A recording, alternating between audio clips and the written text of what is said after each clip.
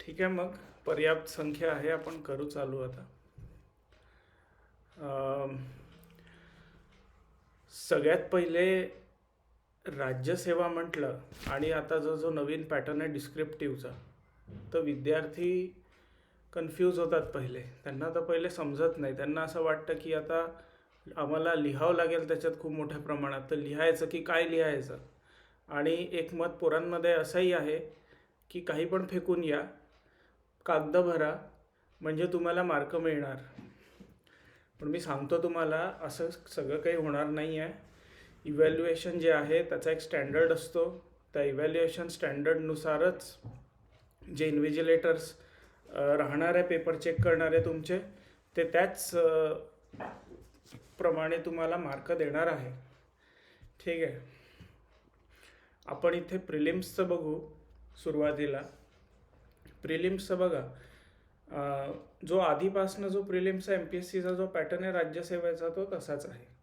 म्हणजे कुठलीही राज्यसेवावाली टाईपची जी परीक्षा असते, सिव्हिल सर्व्हिसेस वगैरे आपण त्याला म्हणतो, तर हे लोक काय करतात, फक्त मेन्सचा सिलेबस चेंज करतात.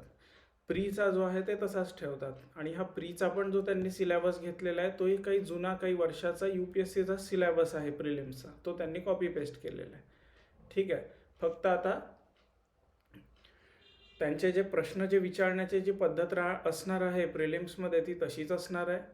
आपण प्रेडिक्ट केल्याप्रमाणे 2025चं पण त्याच पॅटर्नमध्ये राहिलेला आहे पेपर. आता प्रिलिम्समध्ये एक बघा, तुम्हाला दिसत असेल पेपर 2 हा क्वालिफाईंग आहे.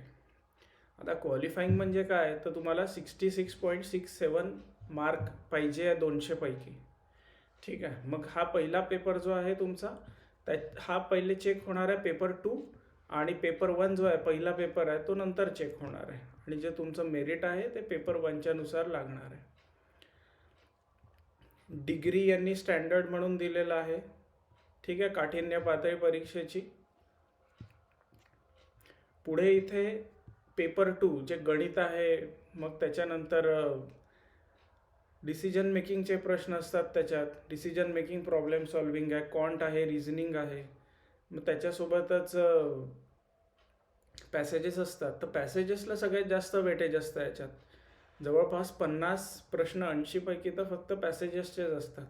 आणि ते हमखास तुम्हाला मार्क मिळतात. त्या सगळ्या टेक्निक आहे, सोप्या पद्धतीने आपण ते करणार आहोत. ठीक आहे, इथे तुम्हाला निगेटिव्ह मार्किंग आहे 25%. म्हणजे असं नका समजू की बा तुम्हाला 0.25 आहे. नाही, 0.25 नाही, हा जेवढे मार्क असतात, 2 मार्कचा एक प्रश्न आहे, तर त्याच्या आधारावर तुम्हाला 25% म्हणजे 50%, 0.5 मार्क्स असणार आहे तुमच्यासाठी निगेटिव्ह मार्किंगसाठी. पेपर 1मध्ये बघा, करंट अफेअर्स आहे याच्यामध्ये. ठीक आहे, हिस्ट्री आहे, आणि with some weightage to Maharashtra. हे तसं फक्त बोलायला असतं.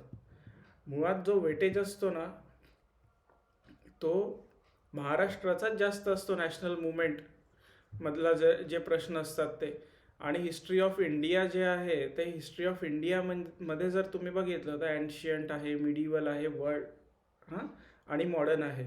तर या पद्धतीचं त्याच्यात आहे. आणि जनरली 3 ते 5 प्रश्न राहतात एन्शियंटचे, त्याच 3 ते 5 प्रश्न तसेच मिडिवलचे राहतात, आणि मॉडर्नचे पण जवळपास तसेच राहतात. समाजसुधारक जे आहे त्याच्यावर जास्त फोकस आहे.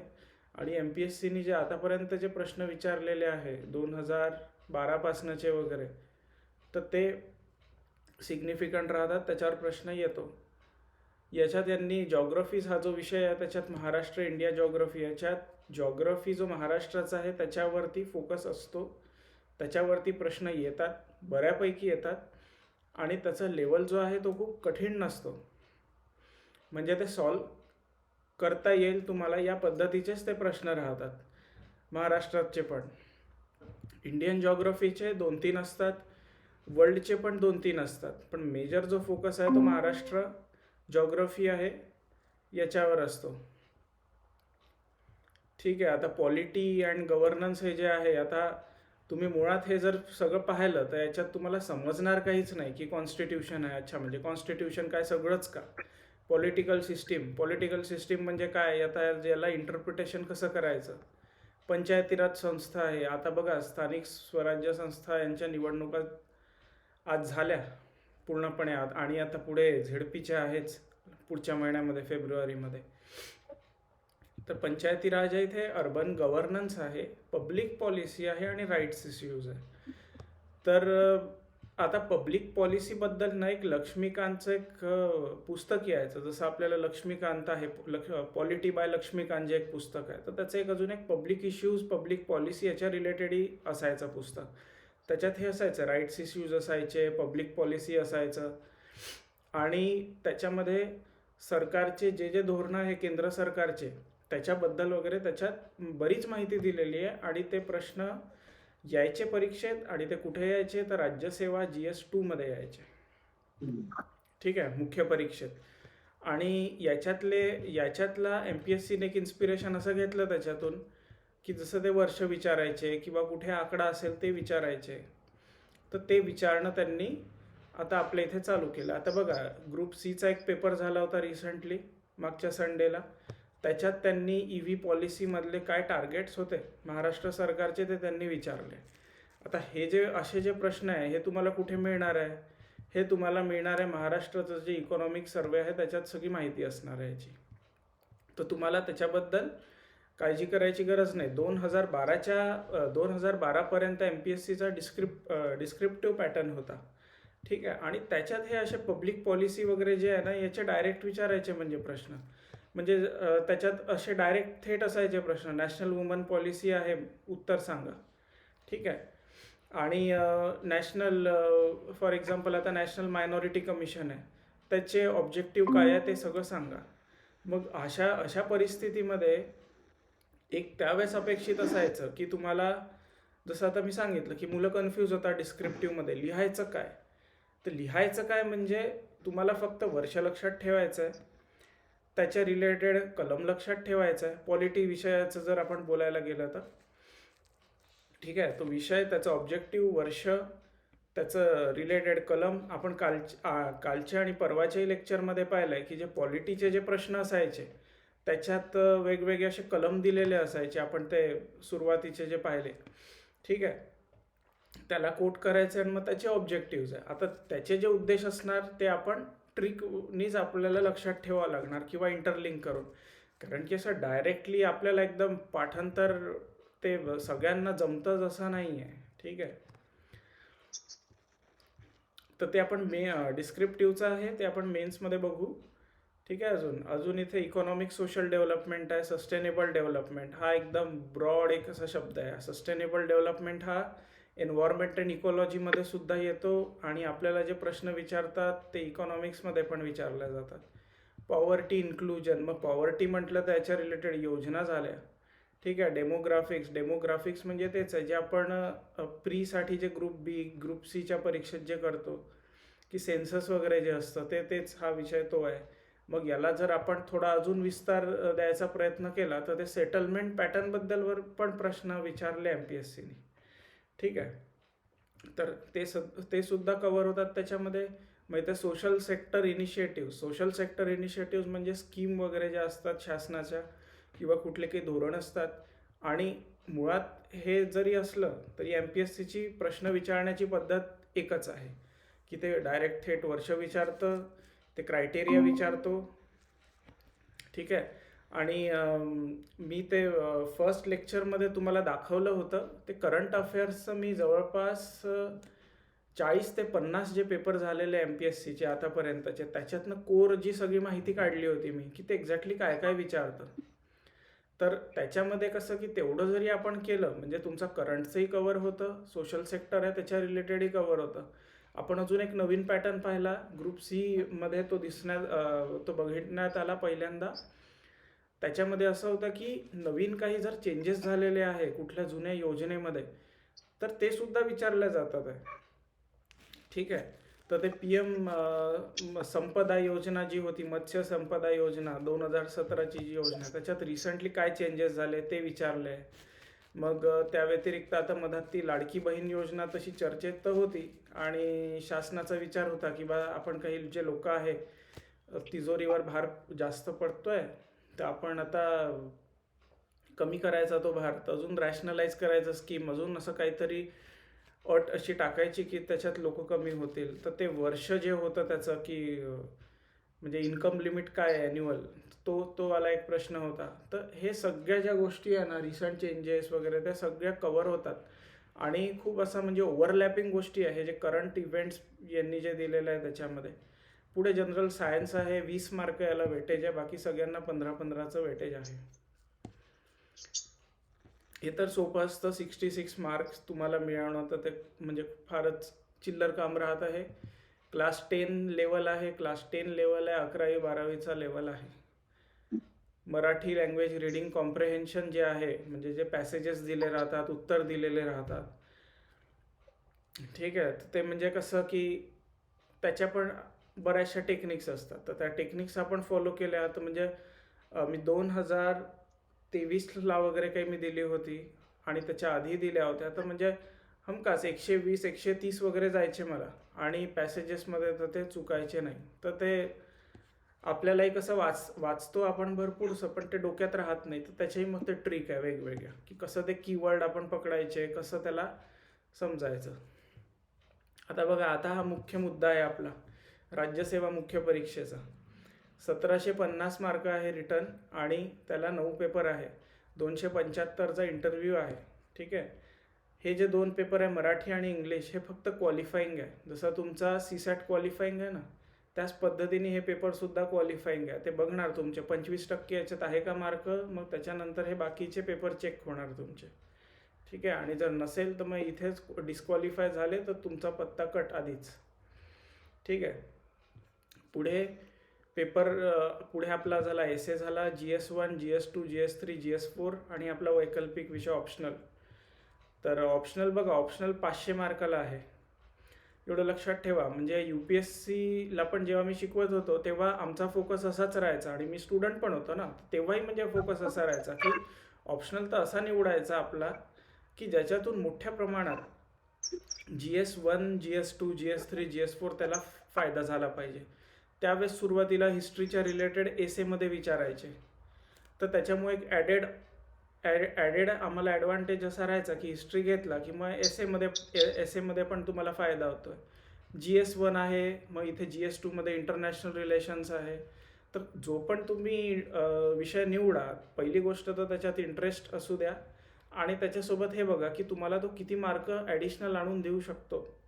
जसं हा 500 इथे देतो आहे, इथे तुम्हाला 100 मार्काचं इतिहास इथे अजून आहे, तर इथे 2000 हे बघा इथे म्हणजे 1750 त्याच्यातले 750 तुम्हाला मार्क इथेच म्हणजे तेवढं कवर होतं इथे, जर तुम्ही याच्यातलं एसेसुद्धा जर धरलं तर, ठीक आहे. म्हणजे एकसारख्याच तयारीवर तुम्हाला जास्त स्कोर करता येईल. आता हे रीडिंग कॉम्प्रेहेन्शन, आता हे जे क्वालिफाईंग जे आपण पाहिले पेपर, इथे 25% जे आहे तुम्हाला फक्त पासिंग, तर याच्यात पण तुम्हाला रीडिंग कॉम्प्रेहेन्शन असणार आहे. म्हणजे ते तुम्हाला आता डिस्क्रिप्टिव्ह आपली परीक्षात आपल्याला गोळे नाही भरायचे आहे. इथे आपल्याला आता इथे आपण काय करणार आहोत की ते पॅसेजेस दिले असतात आणि त्याच्यानंतर मग तुम्हाला आन्सर लिहायचे असतात ते शोधून त्याच्यातून. प्रीसी म्हणजे ते सारांश असतो, तो लिहायचा असतो, वोकॅबलरी असतात, फ्रेजेस असतात आणि बऱ्याचदा ना इथे काही ग्रामरचे पण क्वेश्चन्स असतात. म्हणजे UPSCमध्ये तरी असाच ट्रेंड आहे, ठीक आहे. शॉर्ट एसे जो आहे ते तुम्हाला छोटे छोटे एसे राहतात, 300-300 वर्डपर्यंत तुम्हाला लिहायचे असतात. इथे बघा, हा ट्रान्सलेशन, हा कुठला पेपर आहे, मराठी पेपर आहे, तर तुम्हाला इंग्लिश टू मराठी ट्रान्सलेशन करायचं आहे आणि मराठी टू इंग्लिशसुद्धा याच्यात ट्रान्सलेशन आहे. तर ट्रान्सलेशनवाला भाग या इथे क्वालिफाईंग 1मध्ये झाला आहे, तर क्वालिफाईंग 2मध्ये ट्रान्सलेशनचा विषय नाही आहे, पण बाकी पॅटर्न जो आहे तो सेम आहे. एसे असतात.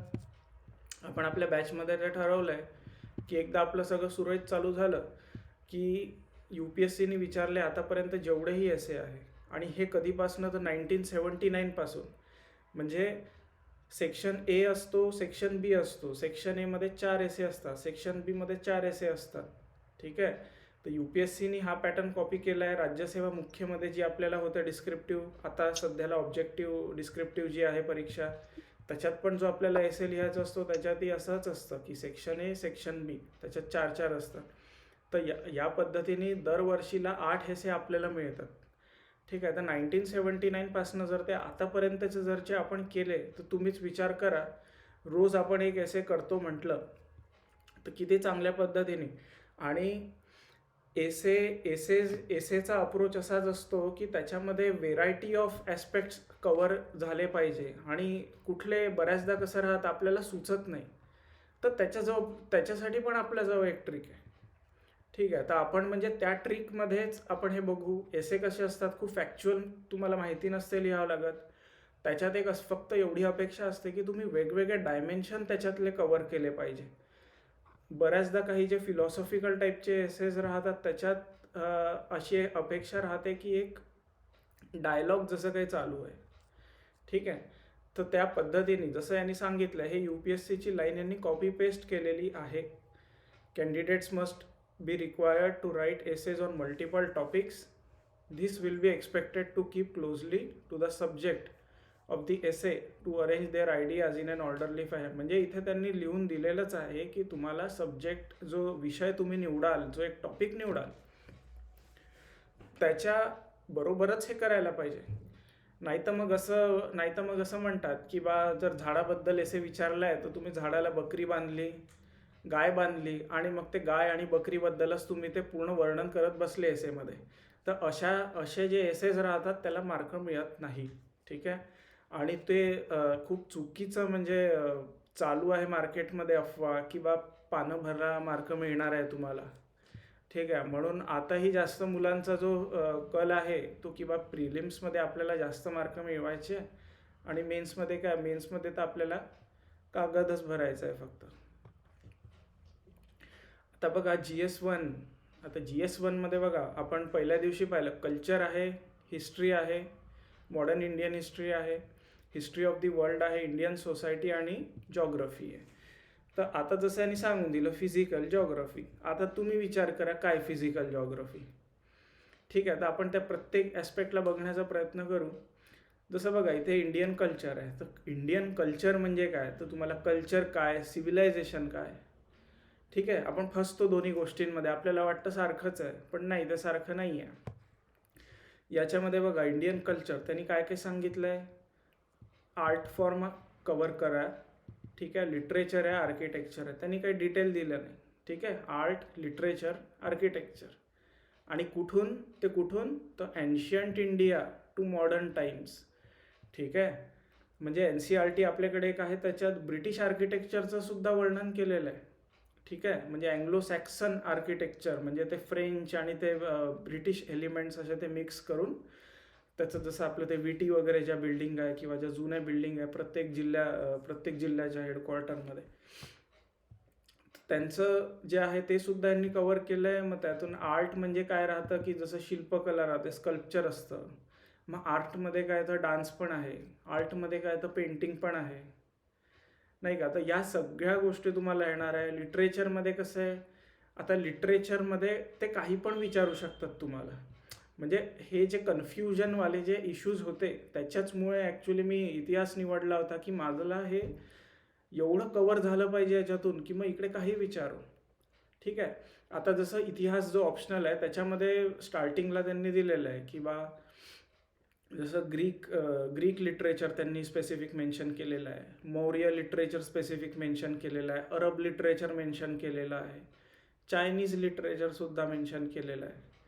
ठीक आहे. तर मग जेव्हा मुसलमान शासक येणार तेव्हा पर्शियन लिटरेचर पण येऊन जातं त्याच्यात. मग आता जर हा एन्शियंट टू मॉडर्न म्हणतो आहे तर तुम्हाला मग ते सगळं आलंच ना. आणि जर तो आणि जसं आपण आता भाषेच्या आधारावर सगळं लिटरेचर पाहिलं, पण जर त्यांनी असा प्रश्न विचारला की बा सेक्युलर लिटरेचर आणि रिलिजियस लिटरेचर, तर हे पण एक विभागणी आहे. मग जर तो स्पेसिफिक अजून त्याच्यात गेला की आर्यभट्टी यावर गेला, ठीक आहे, तिथेही तो जाऊ शकतो. मग अजून एक विषय आहे त्याच्यात सायंटिफिक लिटरेचर आहे. मग तो असंही म्हणू शकतो की गुप्ता पिरियड असेल किंवा एन्शियंट इंडियामधलं सायंटिफिक लिटरेचरबद्दल एक नोट लिहा. आता आपण आधी पाहिलं होतं की बा आपल्याला काय काय किती किती मार्काला प्रश्न असणार आहे, 10ला असणार आहे आणि 15ला असणार आहे. ठीक आहे, ऑप्शनललाच फक्त 10, 15 आणि 20ला आहे. तुम्हाला 10 इथे इथे जी एसमध्ये 10 आणि 15लाच आहे. तर 10 म्हणजे किती, 150 वर्ड्स. ठीक आहे, आणि आपलं 15 म्हणजे किती, तर 250 वर्ड्स. तर तुम्हाला एवढ्या याच्यात फक्त लिहायचं आहे. तर तुम्हाला खूप सारं हे करून मटेरियल गोळा करणं आणि मग ते पाठ करणं, आपल्याकडे तसला विषय नसणार आहे. आपण स्पेसिफिक जाऊ आणि टू द पॉईंट करण्याचा प्रयत्न करू. ठीक आहे, आता MPSC आणि MPSC राज्यसेवा आणि UPSCमध्ये या फक्त सिलेबसमध्ये या एका लाईनचा फरक आहे. Bhakti movement and its philosophy with special reference to saint movement in Maharashtra. तर आता सेंट मुवमेंट इन महाराष्ट्र म्हटलं तर काय, ज्ञानेश्वर झालं, नामदेव झालं, एकनाथ झालं, तुकाराम झालं. ठीक आहे, तर हे जे भक्तीवाले जे आहे आणि भक्ती मुवमेंट म्हटलं आहे ना, तर हे सगळे जे संत झाले, रामदास झालं, तर हे सगळे झाले. मग त्याच्यासोबत काही सोपानबाई पण आहे, एक म्हणजे वुमनपैकी पण महिलांचं रिप्रेझेंटेशन सुद्धा याच्यात आहे. ठीक आहे, तर या सगळ्या गोष्टी याच्यात आपण कव्हर करणार आहोत. आणि मुळात जो कन्सेप्ट आहे याच्यामध्ये Bhakti movement and its philosophy. Bhakti movement काय राहते, तुम्हाला त्याचं ओरिजिन्स, त्याची फिलॉसॉफी म्हणजे ते बेसिकली हे सगळं काय, हे इस्लामपासनं थोडीशी या लोकांनी प्रेरणा घेतली होती. म्हणजे जो फॉर्मलेस गॉड आहे, ठीक आहे, निराकार ईश्वरची संकल्पना, आणि आपल्या ज्या हिंदू धर्मातल्या ज्या रूढी परंपरा आहे त्याच्यात ज्या चुकीच्या गोष्टी, त्याला त्यांनी रिफॉर्म करण्याचा प्रयत्न केला होता. तर याच्यात लॉजिक असाच आहे की बा भक्ती मुवमेंटची फिलॉसॉफी ती एकच आहे. मग त्याचं डेव्हलपमेंट, आता भक्ती मुवमेंटचा डेव्हलपमेंट हाही हिस्ट्रीमध्येच येतो. हा दक्षिणेकडून झाला आहे, 3rd सेंचुरी AD पासनं झालेला आहे. हा शायवाईट लोकांनी चालू केलेला. आणि मग त्याच्यानंतर हा फिलॉसॉफीचा भाग झाला त्यांचा, जे आपण पाहिलं ऑलरेडी. आणि रेफरन्स टू सेंट्स मुवमेंट जे त्यांनी म्हटलं आहे, तर रेफरन्स टू सेंट म्हणजे प्रत्येक जो संत आहे त्याला जर आपण त्यांचा कालखंड आणि त्यांनी जे लिहिलेलं जे मजकूर आहे ते तेवढं जरी आपण कोट केलं, त्याच्यासोबत त्यांचा जन्म कुठे झाला, काय झाला, त्यांचा मृत्यू कुठे झाला, या सगळ्या गोष्टी आपण तेवढं स्पेसिफिक केलं, तेवढं कोट केलं, तेवढं आपण जेव्हा कुठला माहिती आहे का एखादा फॅक्ट लिहितो ना, तर आपण त्याला अंडरलाईन करतो, आपण त्याला बॉक्स करतो. तर त्या पद्धतीने आपण त्याला जर हे हायलाईट करून दिलं ना, तर आपण या लोकांना मार्क काटण्याचा चान्स देत नाही आहे. ठीक आहे, तर आपल्याला असंच करायचं आहे, आपण याच पद्धतीने जाणार. आता यांनी मॉडर्न इंडियन हिस्ट्री दिलेलं आहे, आणि मॉडर्न इंडियन हिस्ट्री बघा 2 लाईनीत कसं संपवलं आहे. Modern Indian history from about middle of 18th century. Middle of 18th century म्हणजे काय, 1750 पासून. तर आता 1750 पासून काय काय घटना झाल्या. ठीक आहे, आपल्याला माहिती आहे 1757 जो आहे तो प्लासीचा युद्ध आहे. ठीक आहे, मग त्याच्यानंतर अंटिल प्रेझेंट सिग्निफिकंट म्हणजे अंटिल प्रेझेंट म्हणजे हा कंटेम्पररीपर्यंत चाललेला आहे. ठीक आहे, सिग्निफिकंट इव्हेंट, पर्सनॅलिटी आणि इश्यूज. ठीक आहे, म्हणजे मॉडर्न इंडियन हिस्ट्री त्यांनी आधीपासनं तर इथपर्यंत आणलं आहे. जनरली याला बघण्याचं जे पर्स्पेक्टिव्ह आहे ना, हा प्रेझेंट सिग्निफिकंट जो इश्यूज आहे हा इथे जातो. हा पोस्ट इंडिपेंडन्स जो हिस्ट्री आहे ना, हा याच्यात इथे जातो. हा पण आता कसं यांनी कॉपी पेस्ट केलेलं आहे, डोकं काही लावलं नाही. तर मॉडर्न इंडिया हिस्ट्री म्हणजे कुठून 1750 पासून तर आतापर्यंत. आणि इथे अजून एक पॅटर्न आहे असा की बा प्रेझेंट सिग्निफिकंट इव्हेंट्स. ठीक आहे, पर्सनॅलिटी आणि इश्यूज. तर सिग्निफिकंट इव्हेंट काय आहे, जसं बॅटल ऑफ प्लासी आहे. ठीक आहे, बॅटल ऑफ बक्सर आहे, हे सगळे सिग्निफिकंट इव्हेंट आहे. मराठा हारणार आणि हे जे 3 त्यांचे जे युद्ध आहे ते पण सिग्निफिकंट इव्हेंट आहे हिस्ट्रीमधले. ठीक आहे, आता हे यांनी बघा इंडियन हिस्ट्री अँड कल्चर दिलेलं आहे आणि with some weightage to Maharashtra. तर महाराष्ट्राचा इथे एवढा उल्लेख केलेला आहे. आता जर यांना असं वाटतं आहे की एखादा सिग्निफिकंट इव्हेंट आहे, 1799मध्ये फॉर एक्झाम्पल टिपू सुलतान संपला आणि दक्षिणमध्ये आता यांना विरोध करणारं कोणी राहिलेलं नाही आहे, यांना समजलं आहे, तर ते पर्सनॅलिटीमध्ये टिपू सुलतान पण येतो. ठीक आहे, नाना फडणीस म्हणा, त्यांचा मृत्यू झाला. हा तेवढाच काळ आहे, 1802 1799 हा तोच पिरियड आहे. तर इथून म्हणजे त्यांची डेथ झाली आणि मराठा साम्राज्याचं पतन चालू झालं तिथून. ठीक आहे, तर पर्सनॅलिटीजमध्ये ते पण येणार. तर तुम्हाला ना हे समजताना, म्हणजे फक्त त्यांनी एक लाईन दिलेली आहे, पण त्या टाईमला त्या गोष्टी वाचताना, अभ्यास करताना तुमचा किती पर्स्पेक्टिव्ह पाहिजे. ठीक आहे, नाही तर मग आपण ही लाईन, आपल्याला जर तुमच्यापैकी जर कोणी राज्यसेवा मुख्यवाली जर परीक्षा दिली असणार, तर आपण कसं त्याच्यामध्ये बघतो की एक वर्ड पकडतो जो सिलेबसमध्ये दिलेला, आणि तो त्यांनी फार वास्ट सिलेबस दिलेला आहे. ठीक आहे, आपण वर्ड पकडतो, तेवढी माहिती घेतो, झाला, संपला आपला विषय. पण इथे ना 2 फक्त लाईनमध्ये तुमचं हे दिलेलं आहे. आणि इथे एक अपेक्षा त्यांच्याकडनं, एक हिंट अशी आहे, एक हिडन गोष्ट अशी आहे याच्यामध्ये, की जसं मॉडर्न इंडियन हिस्ट्री त्यांनी दाखवलेलं आहे. मग इथे 1750 पासून तर इथे आणतोय तो 1885 पर्यंत, म्हणजे इथे आहे काँग्रेसची स्थापना होते.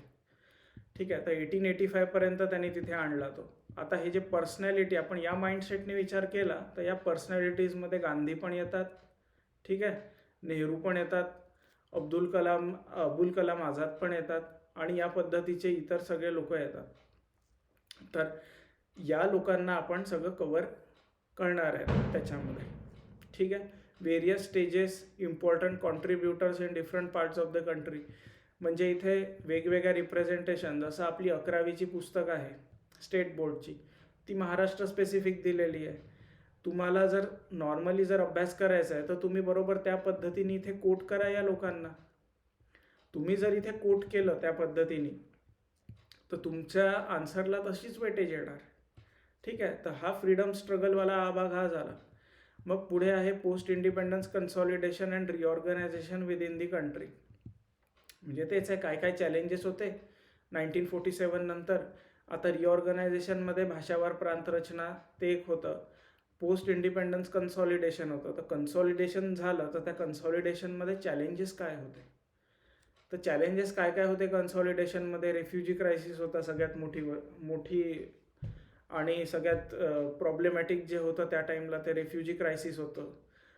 मग रिजनलिझम होतं, सेपरेटिझम होतं काही भागांमध्ये, काही भागांना इंडियाचा भाग व्हायचाच नव्हतं.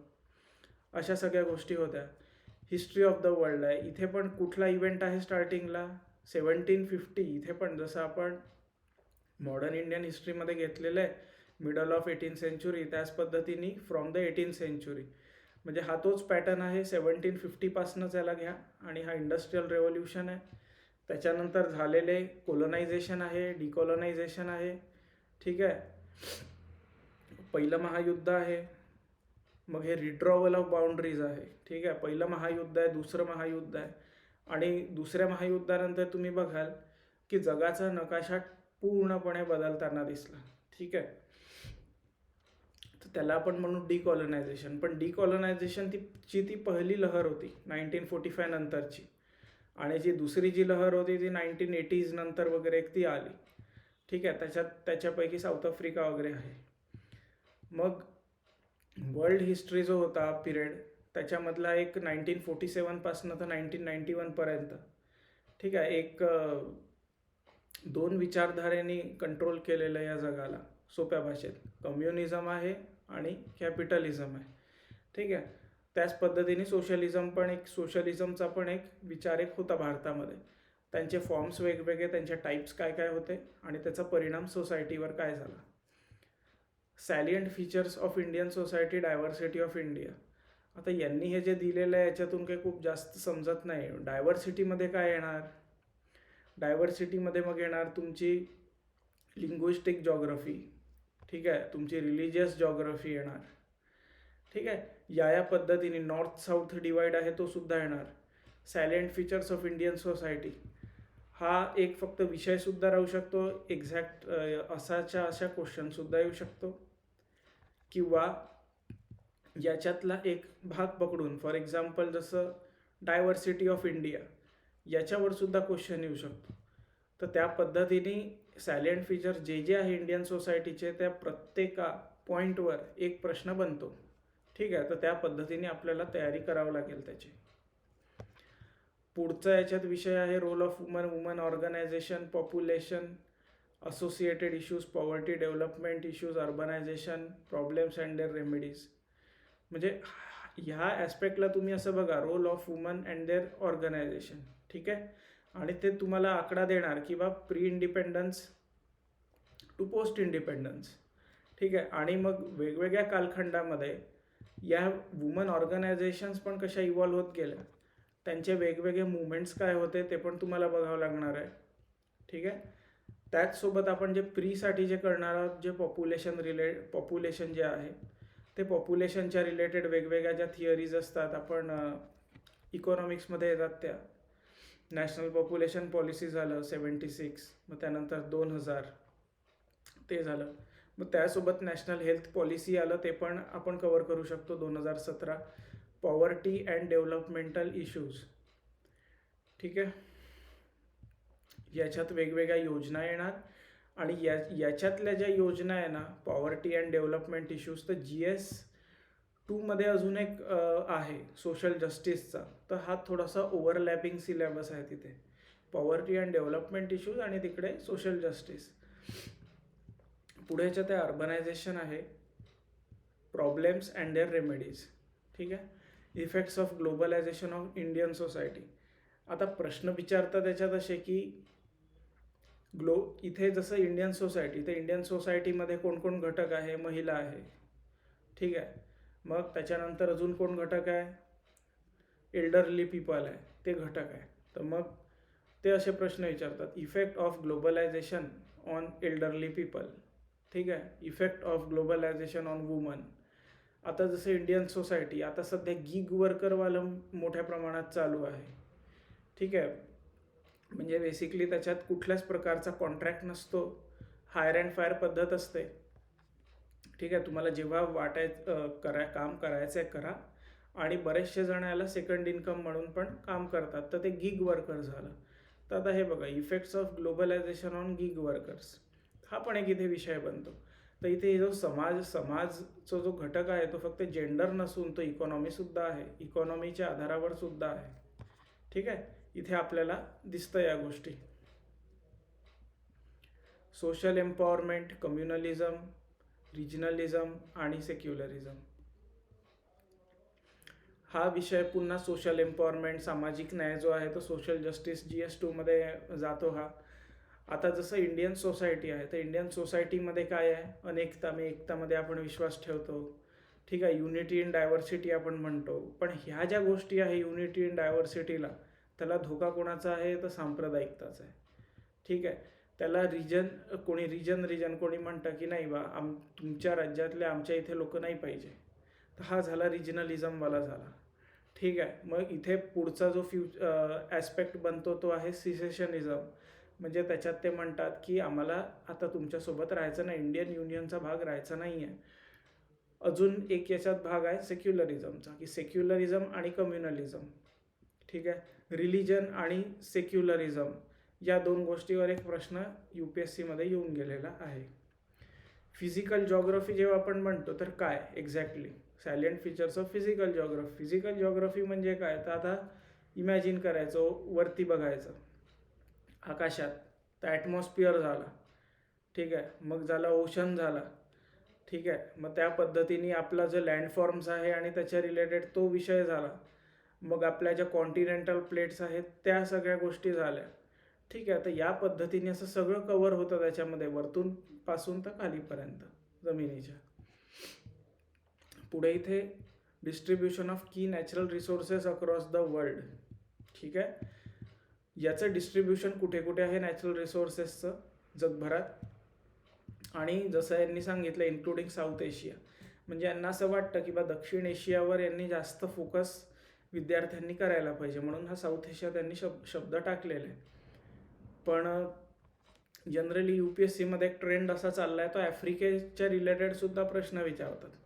पण आफ्रिका रिलेटेड का विचारला प्रश्न, तर आफ्रिका रिलेटेड फक्त एका गोष्टीमुळे विचारला आहे, कारण की तो इंटरनॅशनल रिलेशनचा हा भाग ओव्हरलॅपिंग आहे. ठीक आहे, आता वेगवेगळे देश आहे, IR म्हटलं तर वेगवेगळे देश असतात. ठीक आहे, त्यांचे वेगवेगळे मुद्दे असतात, त्यांचे वेगवेगळे हित असतात, त्याच्यासाठी तर एकत्र येत असतात सगळे. आणि मुळात असतं संसाधन. जे जगात जे युद्ध चालतात ते सगळे या नॅचरल रिसोर्सेससाठी आहे. आता तुम्ही बघितलं असेल अमेरिकेने ते व्हेनेझुएलावर आक्रमण केलं आणि त्या राष्ट्रपती आणि त्याच्या बायकोला उचलून आणलं. तर हे कशासाठी करत आहे ते तिकडल्या ऑइलसाठी. तर हे नॅचरल रिसोर्सेस आहे. तर इथे बघा साऊथ एशिया झालं तर आपल्याला असं बघायचं आहे नॉर्थ अमेरिका आहे, ठीक आहे, साऊथ अमेरिका आहे, आफ्रिका आहे. हा IR सोबत जुडला आहे म्हणून हा जो टॉपिक आहे, ठीक आहे, तो इंटरनॅशनल रिलेशन सोबत जुडतो. त्याच्यासोबत त्याच्यातला जो सेकंड पार्ट आहे की various industries in parts of the world, ठीक आहे, त्याच्यात जूट येतं, ठीक आहे, जूट आलं, मग त्याच्यानंतर कॉफी आलं, रबर आलं, मग त्याच्यानंतर पामसुद्धा आलं. तर या पद्धतीचं सगळं काही असणार आहे त्याच्यात, प्रायमरी, सेकंडरी आणि टर्शरी. तर जनरली सेकंडरी आणि टर्शरीबद्दल UPSC मध्ये क्वेश्चन आलेला आहे. इथे पुढे जिओफिजिकल फिनॉमिना आहे, अर्थक्वेक आहे, सुनामी, व्हॉल्कॅनिक ॲक्टिव्हिटी, सायक्लोन. आता या सगळ्या ज्या गोष्टी आहे जेव्हा तुम्ही ॲटमॉस्फिअर करता फिजिकल जॉग्रफीमध्ये त्या टाईमला तुम्हाला सायक्लोन भेटेल, ठीक आहे. जेव्हा फिजिकल जॉग्रफीमध्ये जेव्हा तुम्ही जिओमॉर्फोलॉजी कराल म्हणजे पृथ्वीच्या खालती, तर तुम्हाला हे व्हॉल्कॅनिक ॲक्टिव्हिटी भेटेल, तुम्हाला अर्थक्वेक भेटेल, सुनामी भेटेल. तर हा जो पोर्शन आहे तर याच्यासोबत हे सगळं ओव्हरलॅपिंग आहे, ठीक आहे. त्याचसोबत वॉटर बॉडीजबद्दल त्यांनी उल्लेख केलेला आहे. Location, changes in critical geographic features including water body, ice cap, flora and fauna and its effect of such changes. पुढला विषय GS2. याच्यामध्ये इंडियन कॉन्स्टिट्यूशन आहे, ठीक आहे, दिलेलं. हिस्टॉरिकल अंडरपिनिंग्स आहे, इव्होल्युशन आहे, फीचर्स आहे. आता हा बघा, हा इव्होल्युशन वगैरे जो आपण बघितला ते आपण पहिल्या लेक्चरमध्ये सगळं कव्हर केलेलं आहे, ठीक आहे. इव्होल्युशन आहे, हिस्टॉरिकल अंडरपिनिंग्स आहे, आता ते विषय झाले. फीचर्स आहे, सिग्निफिकंट प्रोव्हिजन्स आहे, बेसिक स्ट्रक्चर आहे, हे सगळं आपल्या पॉलिटीच्या लेक्चरमध्ये कव्हर होईल, ठीक आहे. हे आपण पाहिलं सेंटर स्टेट जे रिलेशन आहे हा त्याच्याबद्दल आहे हा टॉपिक, ठीक आहे. आणि त्याच्यासोबतच इश्यूज काय काय आहे आणि चॅलेंजेस काय काय आहे हा आहे. इथे तुम्हाला वेगवेगळे जे तुम्ही आयोगाचे नावं वाचले असणार, सरकारी या कमिशन असेल, या पद्धतीचे जे आयोग आहे ते तुम्हाला कोट करावं लागणार आहे. पुंची कमिशन आहे सगळ्यात लेटेस्ट, त्याला तुम्ही त्याच्या रेफरन्समध्ये तुम्हाला काही गोष्टी बोलावं लागेल. तुम्ही डायरेक्टली त्यांना टच न करता तुम्ही याच्याबद्दल नाही लिहू शकत. आणि नॉर्मली तुम्ही जर लिहायला गेला तर तुम्हाला मग मार्क मिळणार नाही, कारण की अपेक्षा वेगळी आहे, ठीक आहे. डेव्होल्युशन ऑफ पॉवर अँड फायनान्सेस. आता हा जो प्रश्न आहे हा लोकल सेल्फ गव्हर्नमेंटच्या रिलेटेड आहे, हा स्थानिक स्वराज्य संस्था ज्या आहे त्याच्या रिलेटेड आहे, ठीक आहे. Separation of powers between various organs, dispute redressal mechanisms आणि इन्स्टिट्यूशन्स. तर इथे लेजिस्लेचर, एक्झिक्युटिव्ह, ज्युडिशरी त्यांच्याबद्दल पॉवर्स आहे ते कसे डिवाईड करून दिलेले आहे, त्याचे वेगवेगळे एकमेकांवर चेक्स अँड बॅलन्स ठेवण्यासाठी कुठले कुठले मेकॅनिझम्स आहे, तर या सगळ्या गोष्टी आहे कव्हर केलेल्या याच्यामध्ये. पुढचा विषय इथे आहे की comparison of Indian constitutional scheme with that of other countries. आता याच्यामध्ये काय काय असणार आहे गोष्टी. आता बघा, तुम्ही सोर्सेस ऑफ कॉन्स्टिट्यूशन हा वाचता चॅप्टर, पॉलिटी लक्ष्मीकांत, तर त्याचा डायरेक्ट लिंक इथे आहे. तर कंपॅरिझन ऑफ आपण बघा त्याच्यात 11 देशांचे घेतलेले आहे, ठीक आहे. 11 सोर्सेस आहे आपल्यासाठी, 10 देश आणि एक गव्हर्नमेंट ऑफ इंडिया ॲक्ट या पद्धतीचं आहे. तर कंपॅरिझन आहे ते केल्या जाणार आहे. आणि कसं असणार आहे की इकडे सिस्टीम अशी आहे तर तिकडे कशी आहे. जसं आपल्या इथे पार्लमेंटरी फॉर्म ऑफ गव्हर्नमेंट आहे, तर तो कम्पेअर काय करणार, इंडियाचं पार्लमेंटरी फॉर्म ऑफ गव्हर्नमेंट, ठीक आहे, वर्सेस ब्रिटनचा parliamentary form of government versus USचा प्रेसिडेन्शियल फॉर्म ऑफ गव्हर्नमेंट. आता जसं तुम्ही पॉलिटीमध्ये वाचता सेक्युलरिझम, तर त्या सेक्युलरिझममध्ये नाव येतं की बा इंडियन सेक्युलरिझम वेगळं आणि फ्रेंच सेक्युलरिझम वेगळं. तर इंडियन आणि फ्रेंच सेक्युलरिझमचा फरक, तर हा एक तुमचा प्रश्न आहे इथे याच्याबद्दल, ठीक आहे. पुढचा याच्यातला विषय आहे parliament, state legislature, structure, functioning, conduct of business, power, privileges and arising out of these. ठीक आहे. हे लक्ष्मीकांतमध्ये खूप डिटेलमध्ये त्यांनी कव्हर केलेलं आहे. 30-40 पानं या पार्लमेंटवर दिलेले आहे त्यांनी, तर आपण ते कव्हर करू तिथून. Structure, organisation and functioning of executive and judiciary, ministries and departments of government. ठीक आहे. एक्झिक्युटिव्ह आहे, ज्युडिशरी आहे, लेजिस्लेचर आहे, त्यांचं फंक्शनिंग ते पण आपलं पार्लमेंटमध्ये वगैरे कव्हर होईल. एक्झिक्युटिव्हचं आपण म्हणतो तर त्याच्यात मग एक चॅप्टर आहेच लक्ष्मीकांतमध्ये दिलेला, काउन्सिल ऑफ मिनिस्टर म्हणजे काय. ठीक आहे. डिप्टी मिनिस्टर म्हणजे काय होतं आधी. ठीक आहे. कॅबिनेट मिनिस्टर म्हणजे काय, मिनिस्टर ऑफ स्टेट म्हणजे काय, राज्यमंत्री. हा एक एवढा पार्ट झाला. पुढचा पार्ट आहे pressure group, formal informal association and the role in polity. आपण त्या दिवशीच्या क्लासमध्ये पाहिलं असेल की एक सिस्टम्स अप्रोच आहे इंटरनॅशनल रिलेशनमध्ये, तर त्याच्यात त्यांनी या सगळ्या गोष्टींचं महत्त्व दिलेलं आहे घटकांचं. प्रेशर ग्रुप आहे, इन्फॉर्मल अँड फॉर्मल असोसिएशन आहे. ठीक आहे. लोकल सेल्फ गव्हर्नमेंट, एक हा लोकल सेल्फ गव्हर्नमेंट तसं इथे येऊन गेलेलं आहे. डेव्होल्युशन ऑफ पॉवर्स अँड फायनान्सेस, याच्यावर UPSCने आतापर्यंत 2 ते 3 डायरेक्ट प्रश्न विचारलेले आहे. इथे पण तुम्हाला वेगवेगळ्या कमिटीलाच कोट करायचं आहे. हे लोकल सेल्फ गव्हर्नमेंट इथे पण दिलेलं आहे. Salient features of representation of people act. ठीक आहे. तर हा रिप्रेझेंटेशन ऑफ पीपल ॲक्ट आहे 1951चा. तर त्याचे सॅलियंट फीचर्स जे आहे तर ते एकेका सॅलियंट फीचर्सवर एक क्वेश्चन UPSCने विचारलेले आहे. आणि तुम्हाला अपेक्षा अशी असते की जवळपास 150 ते 250 वर्ड्सपर्यंत तुम्हाला त्याच्यात उत्तर लिहावं लागतं. आता हे बघा, appointment of various constitutional post, power, function, responsibilities. राज्यसेवा 2012च्या आधी जेव्हा ते डिस्क्रिप्टिव्ह होती त्याच्यात तेव्हा हे असे प्रश्न विचारायचे. जसं मी तुम्हाला स्टार्टिंगला सांगितलं, नॅशनल मायनॉरिटी कमिशन आहे तर त्याचे फंक्शन आहे, पॉवर काय, रिस्पॉन्सिबिलिटी काय ते आता सांगा. ठीक आहे. आणि ह्या मुळात या ज्या सगळ्या गोष्टी आहे जे तुम्ही जेव्हा प्रीचा अभ्यास कराल हे त्याच्यातच कव्हर होणार आहे. आणि प्री आणि मेन्स याचा एकच आपण चार्ट बनवू आणि त्या चार्टमधून सगळं कव्हर झालेलं असेल. तुम्हाला स्पेसिफिक असे प्रश्न इथे विचारत नाही UPSCमध्ये. जे विचारतात ते असं की कुठली पण एखादी बॉडी असते ती आणि ते विचारतात. For example national green tribunal. ठीक आहे. ते म्हणतात की ही बॉडी स्टॅट्युटरी बॉडी आहे. ठीक आहे. किंवा क्वासी ज्युडिशियल बॉडी आहे. या पद्धतीने ते स्टेटमेंटमध्ये दिले असतात. तर त्याच्याबद्दल मेन आपण इथे काय डिफरन्सिएशन करू, आपण एक एक्झाम्पलनी समजण्याचा प्रयत्न करू. अजून काय काय आहे बॉडीज ते, बस तितकंच. पुढे गव्हर्नमेंट पॉलिसीज, इंटरव्हेन्शन. हा भाग बघा, हा सोशल जस्टिसचा भाग आहे. हा यांनी सरळ डायरेक्टली मेन्शन केलेला नाही आहे हा, पण हा सगळा सोशल जस्टिसचा भाग आहे. ठीक आहे. हा आहे इथपर्यंत सोशल जस्टिसचा भाग आहे.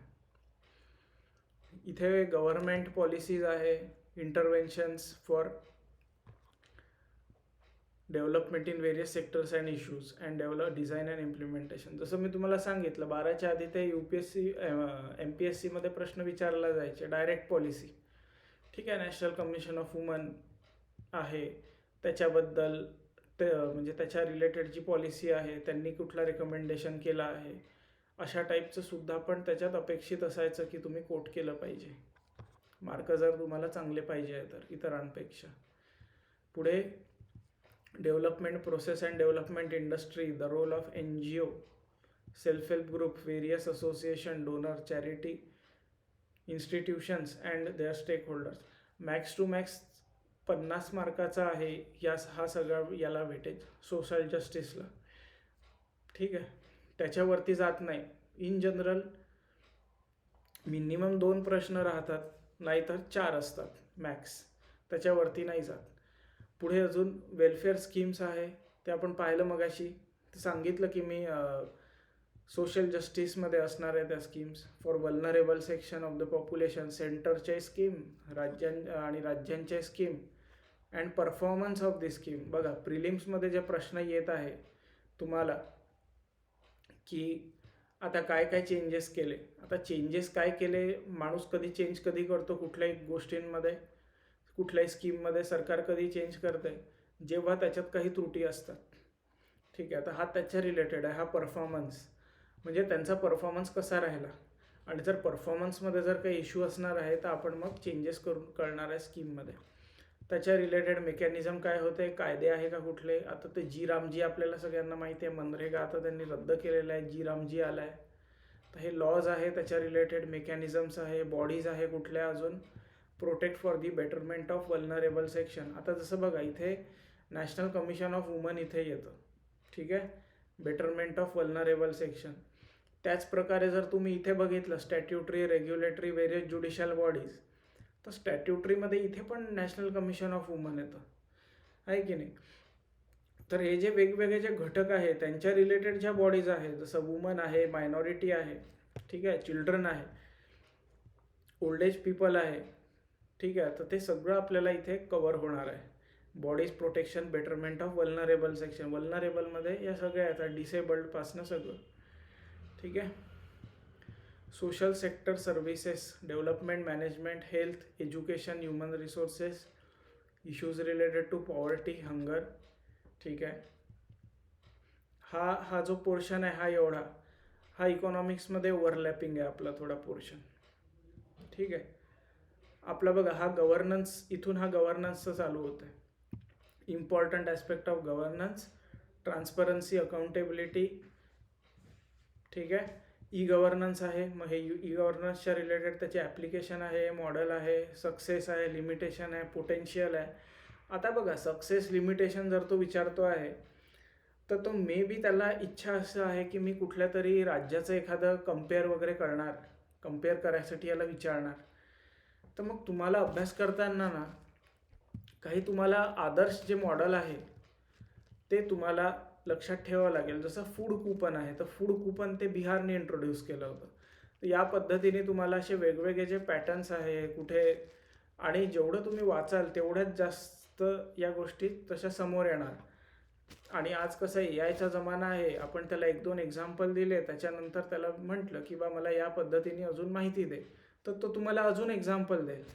ठीक आहे, तर हा जो AIचा जो रोल आहे हा फक्त तुमचा जो प्रिपरेशन आहे तो त्याला थोडंसं ॲडव्हान्स करण्याचा प्रयत्न करून देऊ शकतो. ठीक आहे, पुढे आहे citizen charter, transparency, accountability mechanism, institutional and other mechanism. हे आहे. मग इथे आहे role of civil service in democracy. याला विचारायचं असेल तर हा अख्खा क्वेश्चन पण येऊ शकतो, किंवा मग याचा एखादला जो काय त्याच्यातला रोल असतो तर त्या एका रोलवर पूर्ण प्रश्न येतो 200-250 मार्काला. पुढे हे इंटरनॅशनल रिलेशनचे आहे टॉपिक्स. याच्यात असं आहे की India and it's neighbourhood relation, म्हणजे भारत आहे आणि त्याचे नेबरहूड आहे. तर कोण कोण नेबरहूड आहे ते बघा, मग त्यांच्यासोबत प्रत्येकाचे संबंध कसे आहे. आणि तुम्हाला एक वॉटरमार्क इव्हेंट म्हणून आहे 2014.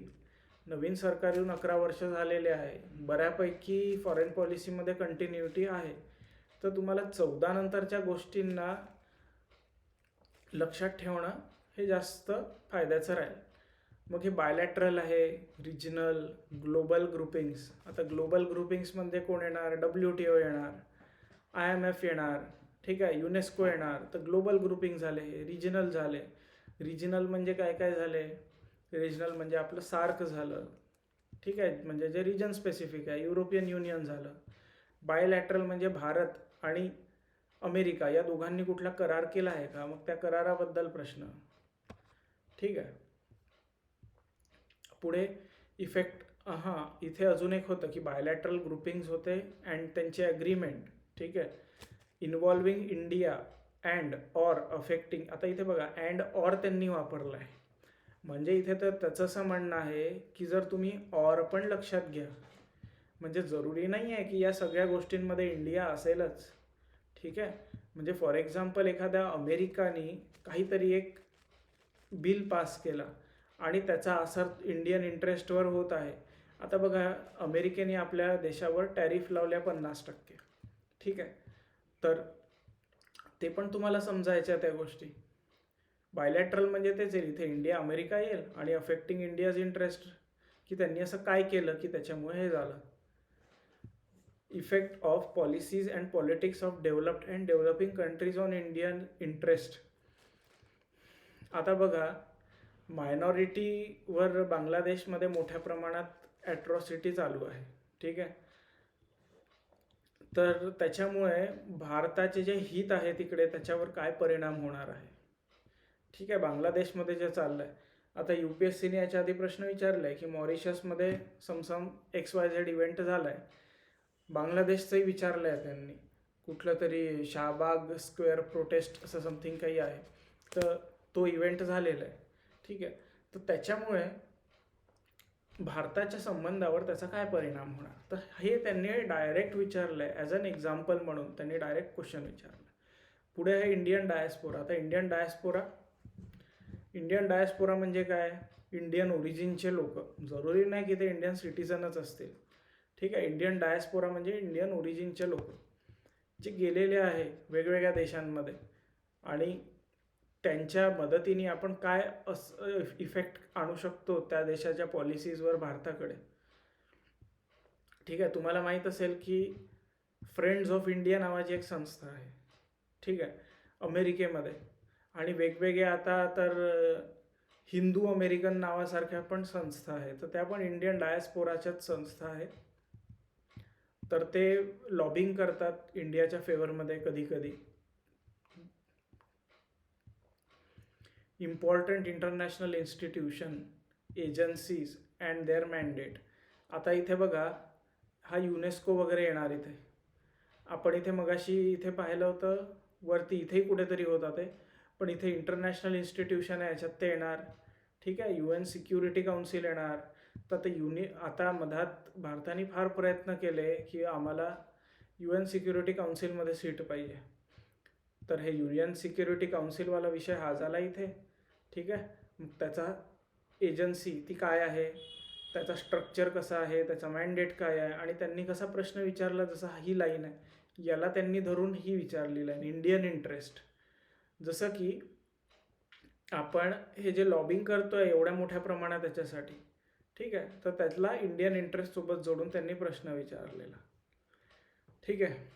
तर UN सिक्युरिटी काउन्सिलमध्ये आपण जर गेलो तर त्याच्यात आपल्याला काय फायदा आहे, ठीक आहे, एक्झॅक्टली काय होणार आहे.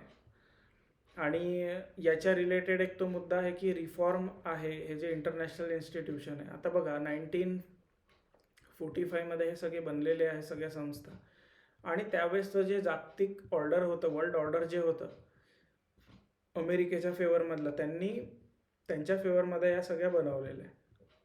मुळात त्याच्यामध्ये विशेष सुधारणा झालेल्या नाही आहे. तर आपण सतत रिफॉर्म झालं पाहिजे याच्यामध्ये आपण तेही म्हणत असतो.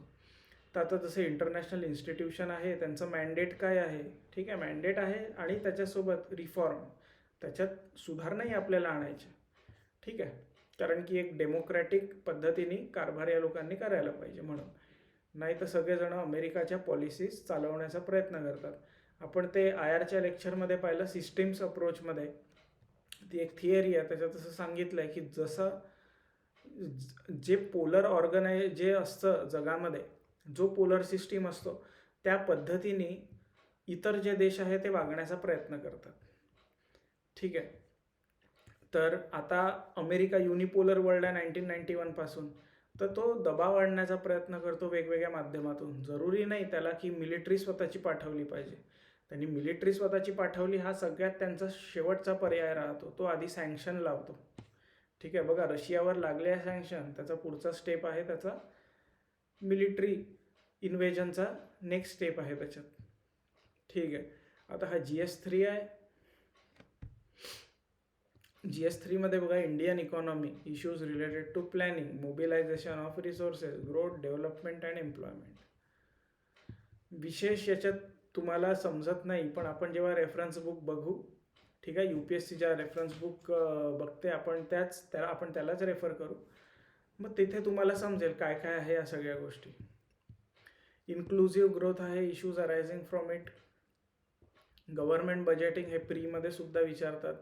आपण ते वरती पाहिलं होतं इकॉनॉमीमध्ये आणि एन्व्हायरमेंटमध्ये पण. सस्टेनेबल डेव्हलपमेंट आहे, त्यानंतर हा इन्क्लुझिव्ह ग्रोथ हा पण एक आहे ॲस्पेक्ट. क्रॉप्स आणि क्रॉपिंग पॅटर्नबद्दल आहे. ठीक आहे.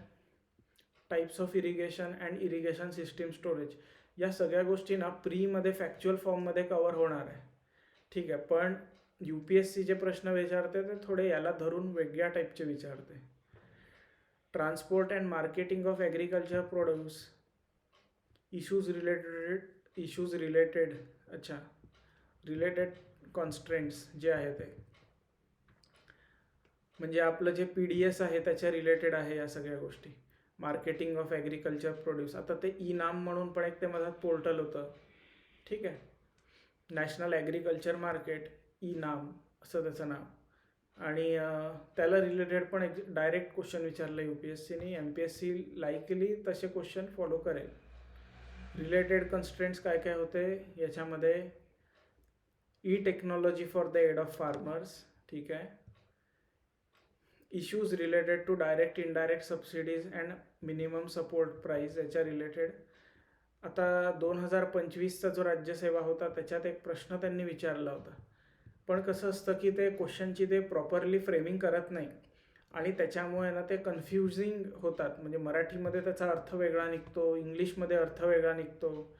आणि MPSCची स्टेटेड पॉलिसी अशी आहे की जर कुठल्या दोन याच्यात कन्फ्युजन आहे तर तुम्ही इंग्लिश त्याला फायनल माना, पण त्याच्यातही इंग्लिशला समजूनही प्रॉपर समजूनही सेकंड कीमध्ये त्यांनी हे याचा आन्सर चेंज केलेला आहे.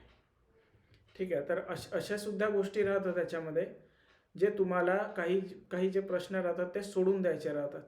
म्हणून आपण टार्गेट ठेवतो आहे 120 130चा, जेणेकरून हे असे जे सगळे प्रश्न असणार ते आपले जरी चुकले, MPSCने कॅन्सल केले, की चेंज केले, तरी आपल्याला काही फरक पडणार नाही त्याचा. पुढचा विषय याच्यात आहे direct and indirect farm subsidy आहे, MSP, PDS. ठीक आहे. PDS आहे. PDSमध्ये लिमिटेशन, मर्यादा काय काय आहे, त्याच्यातले जे रिफॉर्म आहे, सुधार आहे ते. पुढे बफर स्टॉक आणि फूड सिक्युरिटी रिलेटेडचे जे ॲस्पेक्ट्स आहे ते याच्यात आहे कवर. Technological missions. ठीक आहे. कुठला एखादा टेक्नॉलॉजिकल मिशन सध्या भारत सरकारने राबवला आहे त्याच्याबद्दल. ॲनिमल रिअरिंग इकॉनॉमिक्स यांनी अशी फक्त एका लाईनमध्ये माहिती दिली. Food processing and related industries in India, scope. तर इथे नाही का ते सनराईज इंडस्ट्री म्हणून विचारतात. जी पण एक नवीन इंडस्ट्री आहे त्याला सनराईज इंडस्ट्री म्हणतात. तर मग ते असं म्हणतात की बा food processing industry as a sunrise industry सांगा. ठीक आहे. आणि यालाच त्यांनी धरून माहिती आहे का काय केलं, जसं हे रिलेटेड इंडस्ट्री आहे, तर आता यांनी धरला इंडस्ट्री शब्द, मग अजून एक कुठली सोलर पॅनलच्या रिलेटेड जी इंडस्ट्री आहे त्याला पण ॲज अ सनराईज इंडस्ट्री, मग बोला त्याच्याबद्दल. तर असे सुद्धा UPSCने प्रश्न विचारले. स्कोप काय आहे, सिग्निफिकन्स काय आहे, लोकेशन, अपस्ट्रीम आणि डाऊनस्ट्रीम रिक्वायरमेंट्स. म्हणजे ह्या डाऊनस्ट्रीम अपस्ट्रीम रिक्वायरमेंट्स म्हणजे काय असतं की त्यांच्या सप्लाय चेनमध्ये काय काय चॅलेंजेस आहे, या सगळ्या गोष्टी याच्यात आपण कवर करतो. Land reforms in India. Land रिफॉर्म्सवर पण एक क्वेश्चन येऊन गेला आहे यावेळेसच्या 2025च्या MPSCमध्ये, पण त्याच्यातही तोच इश्यू होता, फ्रेमिंग त्या क्वेश्चनचं चांगल्या पद्धतीने नव्हतं. Effects of liberalisation on economy, changes in industrial policy and their effects on industrial growth. बघा इथे बघायचं आहे ना तुम्हाला, तर 1948ची एक इंडस्ट्रियल पॉलिसी आहे, त्यानंतर 1956ची आहे, मग त्याच्यानंतर 91ची आहे. ठीक आहे. तर ह्या 3 तर मेजर इंडस्ट्रियल पॉलिसीज आहेच. मग त्याच्यानंतर आपण ते फॅक्टमध्ये पाहतो की बा आपण भारत सरकारने जसं आता रिसेंटली ते न्यूक्लिअर एनर्जी आहे ते सेक्टर कॉर्पोरेटसाठी ओपन केलं आहे, त्याच्यासाठी एक कायदा आला आहे नाही का. अशा ज्या गोष्टी आहेत त्या, तर त्याच्या साईडमधल्या ह्या गोष्टी, पण मुळात ह्या गोष्टी ह्याच आहे इंडस्ट्रियल पॉलिसी बरोबर. जर आपण बघायला गेलं, effect of liberalisation on Indian economy 1991, तर इथे जसं मी तुम्हाला सांगितलं ते पॉवर्टी वगैरे सारख्या ज्या गोष्टी आहे सोशल जस्टिसमध्ये, आणि तुम्हाला माहिती आहे की सोशल जस्टिस इकॉनॉमीसोबत कनेक्टेड आहे, तर तो माहीत आहे का असा प्रश्न तुम्हाला करेल की लिबरलायझेशन तर तुम्ही केलं, त्याचा तुम्हाला फायदाही झाला, पण ठीक आहे, तो म्हणेल पण हे इन्क्लुझिव्ह ग्रोथ नाही आणलं म्हणेल तो. ठीक आहे. आणि मग तो सांगेल की पॉवर्टी वगैरे मोठ्या प्रमाणात आहे. तर तुम्हाला जर आन्सर लिहायचा आहे तर याच्यासाठी तुमच्याजवळ डेटा चांगला पाहिजे. आणि या सगळ्या गोष्टी प्रिलिम्सचे जे आपण प्रिपरेशन करू त्याच्यात या सगळ्या गोष्टी आपल्याला लक्षात ठेवायच्या. म्हणूनच गरजेचं जे असतं ते असतं की इंटिग्रेटेड अप्रोचनी जर आपण चाललो आहे तरच आपल्याला सोपं जातं, नाही तर मग सगळं कठीणच कठीण आहे. मग काहीच समजत नाही, कुठला प्रश्न कुठून येत आहे, कसा येत आहे, काहीच पॅटर्न डिकोड होत नाही. ठीक आहे, आता आपण इन्फ्रास्ट्रक्चर बघू. आता इन्फ्रास्ट्रक्चरबद्दल नाही का, या इन्फ्रास्ट्रक्चर आणि हा इन्व्हेस्टमेंट मॉडेल हे जुळून आहे. ठीक आहे, तर हे जुळून असल्यामुळे काय, एनर्जी आहे, पोर्ट आहे, रोड आहे, एअरपोर्ट आहे, रेल्वे आहे, या सगळ्या गोष्टी आहे ह्याला धरून. आणि आपल्याला फॅक्च्युअल माहिती जी हवी असेल स्टार्टिंगसाठी, ठीक आहे, तर आपल्याला मग ते वेगवेगळ्या ज्या परियोजना होत्या, सागरमाला प्रोग्राम होता याच्यासाठी, पोर्ट लेट डेव्हलपमेंट, ठीक आहे, रोडसाठी पण जे प्रोजेक्ट्स होते ते, ही एक उडान स्कीम होती एअरपोर्टसाठी 2016ची, उडान RCS होतं, रिजनल कनेक्टिव्हिटी स्कीम. आणि या पद्धतीच्या ज्या ज्या गोष्टी तुम्हाला मिळणार आहेत त्या आपल्याला करावं लागणार आहे. ठीक आहे, आता जसं मी तुम्हाला मगाशी सांगितलं की ते न्यूक्लिअर एनर्जीचा जो कायदा येणार आहे, तर हे एनर्जी आहे त्याच्यात येतं ना न्यूक्लिअर एनर्जी, आणि तो इकॉनॉमीमध्येच प्रश्न फिट होणारा प्रश्न आहे, बाकी दुसऱ्या कुठेच नाही विचारू शकत. मग त्याच्या पुढे इन्व्हेस्टमेंट मॉडेल आपण पाहिले, BOT, BOOT. ठीक आहे, मग ते या पद्धतीचं त्या सगळ्या आहे, build and transfer, BOT. Science and technology आहे, development and application and effects in everyday life. ठीक आहे, पुढे achievement of Indians in science and technology, indigenization of technology and developing new technology. आता इथे बघा, हा जो भाग आहे ना, हा सायंटिफिक लिटरेचर जे आहे हिस्ट्रीमध्ये, हा त्याच्यासोबत जुडलेला भाग आहे. Advancement of Indians in science and technology, UP public service कमिशनमध्ये त्यांनी डायरेक्ट प्रश्न विचारले आहे एन्शंट इंडियामध्ये सायन्सच्या डेव्हलपमेंट्स रिलेटेड. ठीक आहे, तर अचिव्हमेंट्स ऑफ इंडियन्स त्यांनी शब्द वापरला आहे, ते इंडियन्स. तर इंडियन्स म्हणजे मग ते अँशंटपासनं तर मॉडर्नपर्यंतचे इंडियन्स सगळे आले इंडियन्स. ठीक आहे, मग एखादी बघा इथे जसं सायन्स अँड टेक्नॉलॉजी, इथे डेव्हलपमेंट्स. आता डेव्हलपमेंट्स म्हणजे कसं, फॉर एक्झाम्पल एखादी नवीन टेक्नॉलॉजी आहे, तर त्या नवीन टेक्नॉलॉजीबद्दल त्यांनी प्रश्न विचारला, त्याचे ॲप्लिकेशन विचारले आणि त्याचा इम्पॅक्ट काय काय आहे. ठीक आहे, आणि ही टेक्नॉलॉजी बघा, हे जे डेव्हलपमेंट्स आहे ना, हे डेव्हलपमेंट्स इन टेक्नॉलॉजी हे कुठकुठले असू शकतात, हे असू शकतात IT मधले, हे असू शकतात स्पेसमधले, हे कम्प्युटर, रोबोटिक्स, नॅनो टेक्नॉलॉजी, बायोटेक्नॉलॉजीज. ठीक आहे, अजून एक आहे त्याच्यात AI टेक्नॉलॉजी. तर UPSCने AI टेक्नॉलॉजीवर प्रश्न मागच्या वर्षी विचारलेला आहे. ठीक आहे, तर इथे AI पण आलेला आहे तुमचा, हिडनवाला पोर्शन आहे तो, issues related to intellectual property rights, हा एक विषय. सायन्सवाला हे 3 टॉपिक झाले. मग त्यानंतर आहे एन्व्हायरमेंट. तर एन्व्हायरमेंट म्हणजे काय, conservation, pollution, degradation, environment impact assessment. तुम्हाला शॉर्टमध्ये याच्यासाठी काही कायदे करावं लागणार आहे. ठीक आहे, कारण की येऊन जाऊन सगळ्या गोष्टी ज्या आहेत त्या एन्फोर्समेंटवरच येतात. आणि एन्फोर्समेंट म्हटलं, एक अधिकारी म्हटलं तर त्याला कायदे माहीत पाहिजे. ठीक आहे, तर हे तुमच्याकडनं अपेक्षित असेल. याच्यासोबत हा सेम क्वेश्चन तुम्हाला एथिक्समध्ये सुद्धा येऊ शकतो, केस स्टडीमध्ये. आणि तिथे तुमच्याकडनं अपेक्षित असेल की तुम्हाला कायद्याचं नॉलेज पाहिजे. ठीक आहे, पुढे आहे disaster and disaster management, disaster risk, resilience आणि रेझिलियंट सोसायटी. तर याच्यात नागोवा फ्रेमवर्क आहे, नागोया प्रोटोकॉल आहे. ठीक आहे, तर आणि अजून एक आहे कुठलं तरी. तर अशा त्या 2 टाईपचे आहे, त्यांचे जवळपास 10-10 पॉईंट आहे. म्हणजे हा तुमचा हे जे मेन जे टॉपिक्स आहे नागोया प्रोटोकॉल वगैरे, ते सगळं कंप्लीट होईल इथून. मग एक टोकियोच्या रिलेटेड पण आहे काहीतरी पुढे, डिझास्टर. ठीक आहे, हे सिक्युरिटी इश्यूजवाले आहे टॉपिक्स तुमचे. याच्यात काय काय आहे, linkages between development and spread of extremism. या एक्स्ट्रीमिझममध्ये ना ते लेफ्ट विंग एक्स्ट्रीमिझम वगैरे आहे, नक्सलवाद जी समस्या आहे, त्या सगळ्या गोष्टी, त्या सगळ्या तुम्ही लक्षात घ्यावं लागेल. Linkages between development and extremism. पुढे आहे की role of external state and non state actors in creating challenges to internal security. म्हणजे स्टेट ॲक्टर्स असतात, नॉन स्टेट ॲक्टर्स असतात टू इंटरनल सिक्युरिटी. हा IR सोबत पण थोडा जुडलेला आहे. कारण की बघा, एक्सटर्नल स्टेट ॲक्टर्स म्हणजे पाकिस्तान जो आहे तो स्टेट ॲक्टर आहे आणि त्याची घोषित नीती आहे की भारतला मी बर्बाद करणार आहे. ठीक आहे, तर तो झाला state actor, external state actor.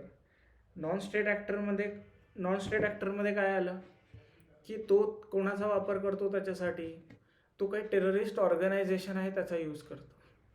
ठीक आहे, मग आता एक नवीन शब्द आहे व्हाईट कॉलर टेररिझम, की म्हणजे जे वर्किंग प्रोफेशनल्स आहे ते काम तर करतच आहे, शासनाचं काम करत आहे किंवा कुठलंही काम प्रायव्हेट काम करत आहे, पण त्यासोबत ते OGW म्हणून पण ते काम करत आहे, ओव्हरग्राऊंड वर्कर. म्हणजे हा कन्सेप्ट जम्मू काश्मीरमध्ये मोठ्या प्रमाणात होता आधी, पण आता जे दिल्लीमध्ये जे ब्लास्ट झाले त्याच्यानंतर असं एक दिसतं आहे की फक्त OGW नाही आहे, हे आता टेररिस्ट ॲक्टिव्हिटीमध्ये सुद्धा भाग घेत आहे.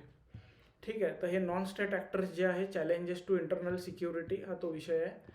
Challenges to internal security through communication network. ठीक आहे, role of media and social networking sites in internal security challenges. हे सगळे वेगवेगळे विषय आहे. पुढे आहे की बेसिक्स ऑफ सायबर सिक्युरिटी. ह्याच्या रिलेटेड एक्सपेक्टेड कसं असतं की तुम्हाला सरकारच्या ज्या वेगवेगळ्या कमिटीज आहे, वेगवेगळे त्याचे बनवून ठेवलेल्या इन्स्टिट्यूशन्स, ते कोण आहे, काय आहे, जोपर्यंत तुम्ही त्याला कोट करणार नाही तुम्हाला ते मार्क मिळणार नाही. आणि जनरली ह्या सगळ्या मिनिस्ट्री ऑफ होम अफेअर्सच्या अंडर येतात. ठीक आहे, पुढे मनी लॉन्डरिंग अँड प्रिव्हेन्शन, याचा एक पॅटर्न आहे. ठीक आहे, तो कन्सेप्ट कसा आहे, कशा पद्धतीने केलं जातं. आणि प्रिव्हेन्शनमध्ये काय येतं, प्रिव्हेन्शनमध्ये आला कायदा. ठीक आहे, आणि कायदा म्हणजे भारत सरकारचा जो कायदा आहे prevention of money laundering act, तो झाला. त्यासोबत तुम्हाला मनी लॉन्डरिंगला जर प्रिव्हेंट करायचं आहे तर फक्त देशात कायदा बनवून चालेल का, तर नाही, तुम्हाला जे आंतरराष्ट्रीय जे नेटवर्क आहे ते सुद्धा डिस्ट्रॉय करावं लागेल.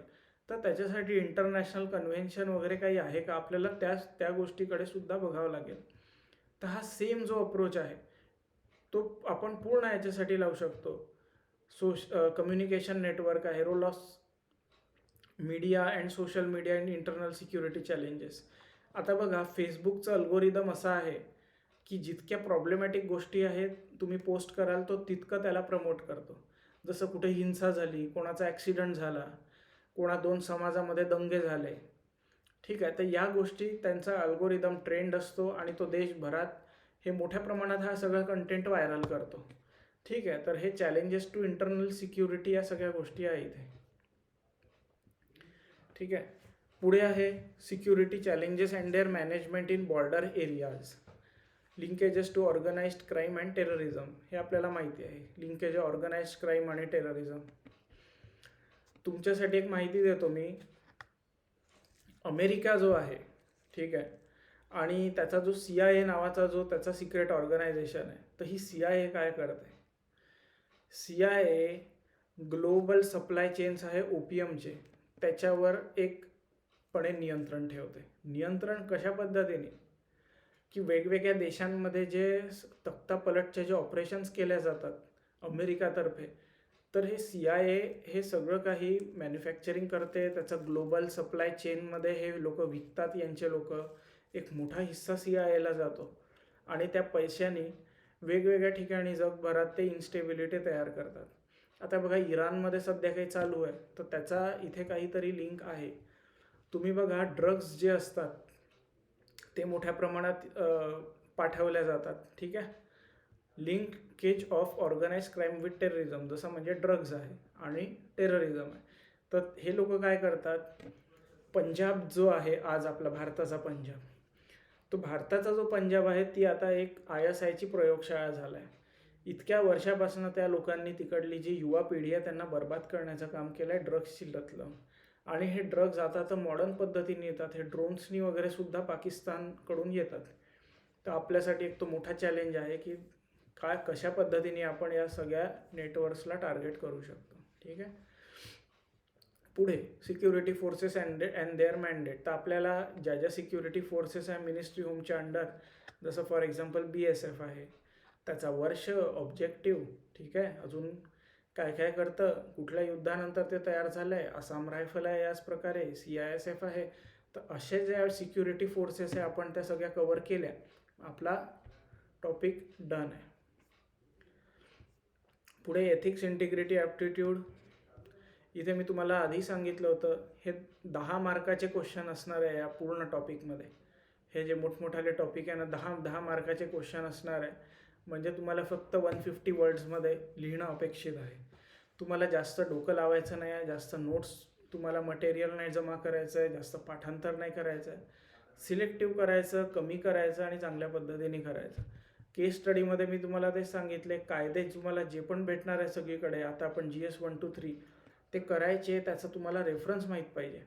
कारण की या सगळ्या गोष्टी ना परीक्षेत तुम्हाला कोट जोपर्यंत तुम्ही कळणार नाही तोपर्यंत असं वाटणार नाही की हा माणूस अधिकारी बनण्याच्या लायकीचा आहे.